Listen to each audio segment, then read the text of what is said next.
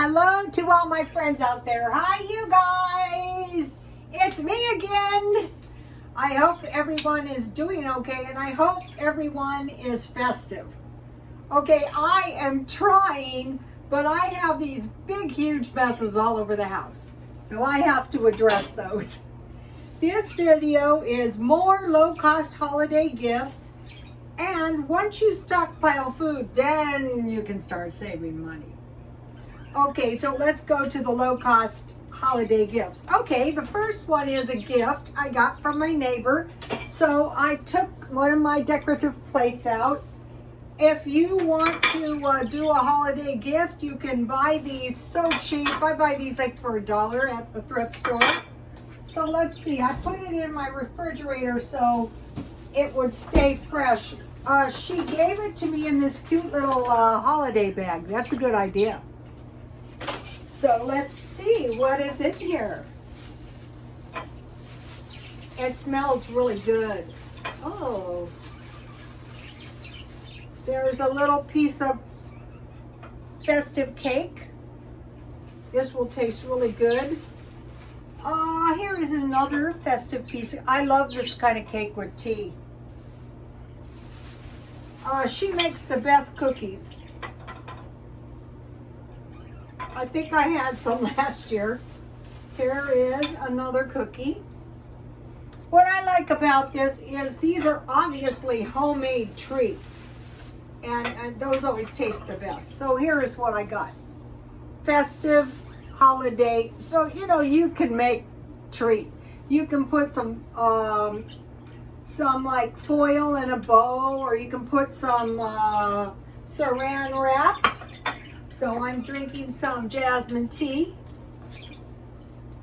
Then I created one, and this is, okay, you guys, I'm not giving this bowl away, but this is just a concept, okay? This is a handcrafted wooden bowl that I got at the thrift store, and I put some fruit and some nuts. So this is a nice holiday gift, not too expensive. And I wanted to mention about this. You could do 2 of them, but when I went to the food bank, they gave us 2 oranges, 2 apples. I had 2 mandarin oranges left from last week, and 3 lemons. So that is really a nice assortment of fruit. Okay, so then here is one of my homemade jams. I'm not giving this away because I'm going to eat it. I got it out of the refrigerator, so the recipe is on my Twitter. So this is a nice holiday gift. Okay, then today I went to the thrift store, and I actually bought this for my son. Okay, so what this is this is a pen, and it comes in a really nice case. Here it is. And so what happened is, you know, things are just so darn irritating to get repaired. So I thought, no, so here it is. I thought, no problem. I will go to Staples and I will get a cartridge. Wrong, Staples is out of business. So this is a really nice gift. I got this for about $7. This is a $35 pen. Here it is. Okay, then, while I was in the thrift store, I saw something. And so, you know, I told you I was a vendor at the swap meet. And I guess it's common for vendors to buy on Friday and sell on Saturday. And I truthfully never thought about doing that, but it's not a bad idea. So I saw these people, and there was a lot of furniture in there, nice furniture, like entertainment centers. There was an antique organ. There was all kinds of shelves. So what they had done is they had bought a massive amount of stuff, and then they came back with a U-Haul and loaded it all on the U-Haul, and there's nothing to stop them from taking it to the swap meet tomorrow. Another thing is, if you live in the East County, the Bethlehem Church, you go maybe west on Washington, and you go south on Johnson, and you pull right at the intersection. You pull in and you'll see the church. And it's every Saturday.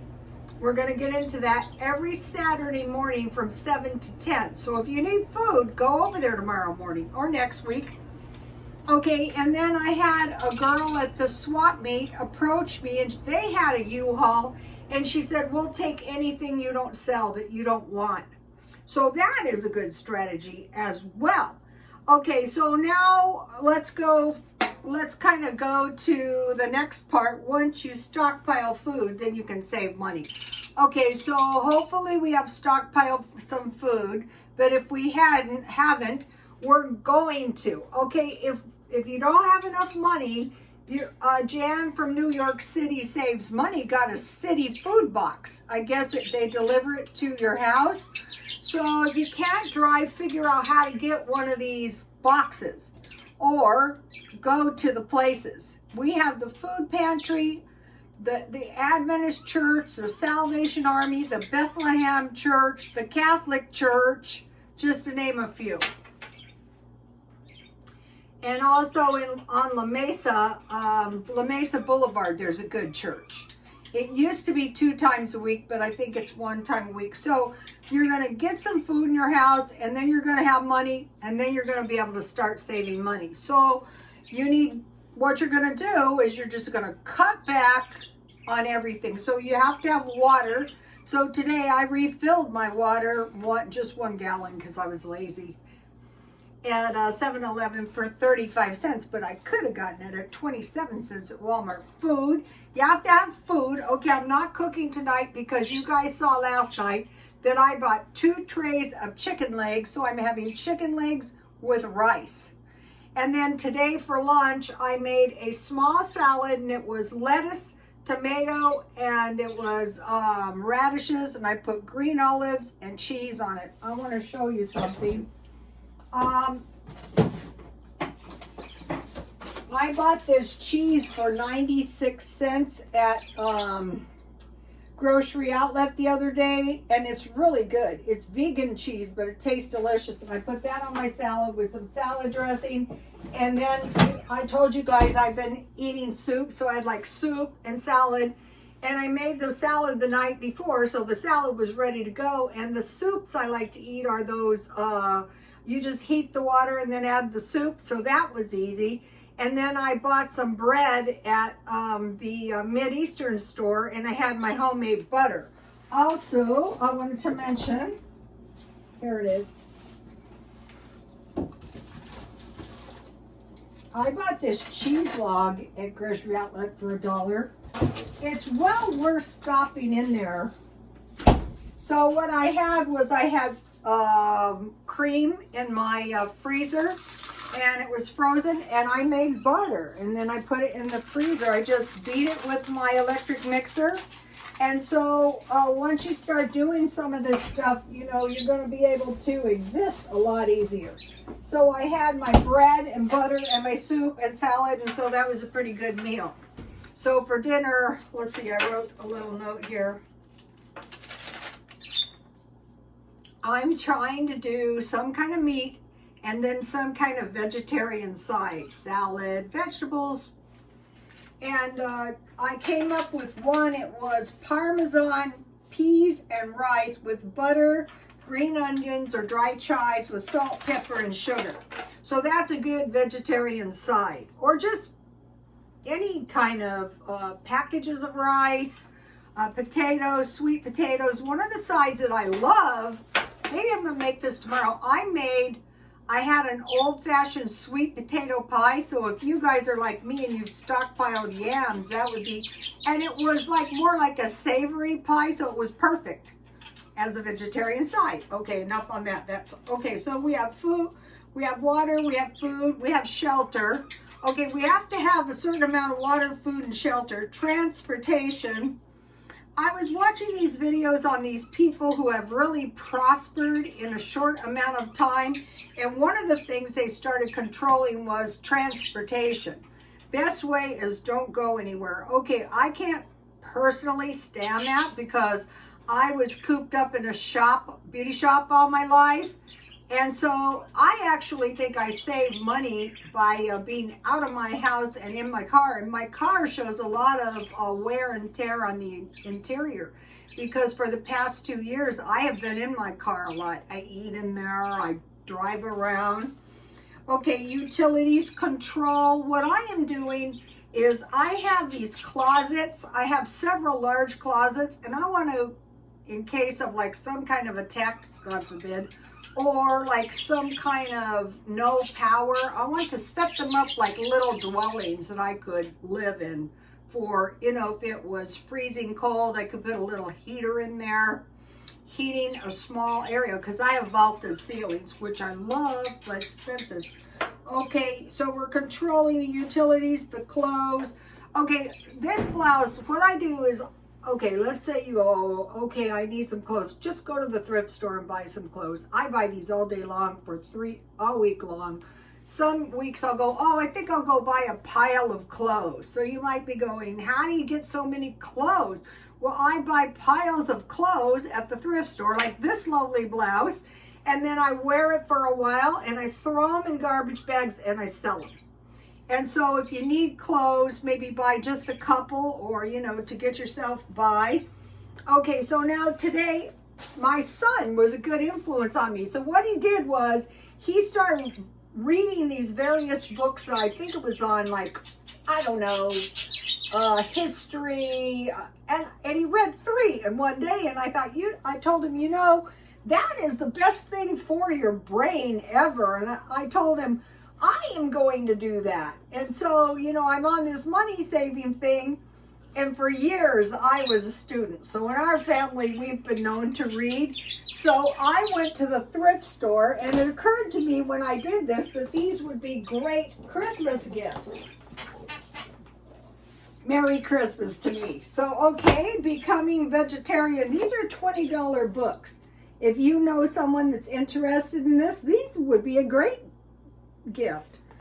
And there's all kinds of, I bought another one. This one was $1.99. So if you had a friend, yes. So these are like $40 worth of books for $2. I bought this book, and we'll get into that in a minute. I bought this book. This one was $1.99, but all the rest of them, there's one more $1.99, and we'll get to that in a minute too. And then these were $20. These books are $25. Oh no! These books are 25 years old, and they're in pristine condition. And oh no, I don't want my jars wet. These jars are porcelain. At least it didn't fall down anything. So my son was reading his history books, but I thought it's a good idea. So these books kind of indicate 2 things. One, either there's an assassination, I shouldn't even say that word, or there's a, I'll let the cover.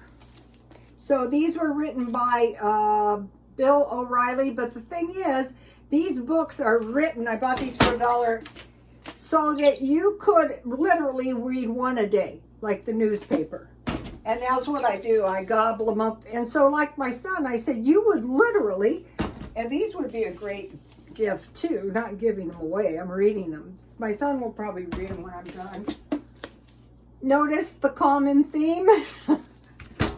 But considering that these were written 25 years ago, these might be kind of like pertinent to what might be going on these days. Let me give you this recipe.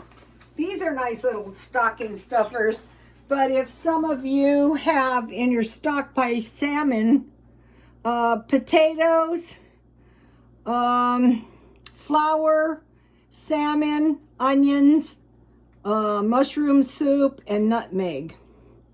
So you could probably either bake it. This is for the crock pot, but I think this would be really good. And I have all these cans of salmon, so I'm going to be making this. And also I buy potatoes. Okay, so now, well, I don't want to get my books wet. even though they were only $1. Also, there's that thing of replacement. Okay, I heard this thing online that the Egyptians grew food on their vessels, you know, that voyaged all over the place. So I thought, and these were Egyptians. So I thought, all right, let me do some research on that. So I bought this, and this is another one of those books. You can literally read it like in a day.